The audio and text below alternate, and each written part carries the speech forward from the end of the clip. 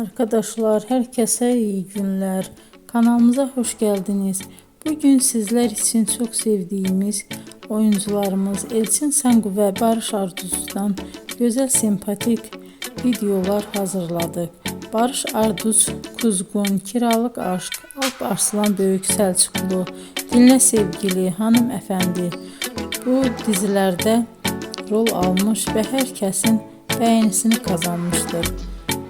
Ben de sizler için onların romantik karelerini hazırladım. Bu videoların devamının gelmesini istiyorsanızsa emeğime saygı olarak kanalıma abone olup yorum yazmayı, sona kadar izlemeyi unutmayın. İzleyen herkese teşekkür ederim.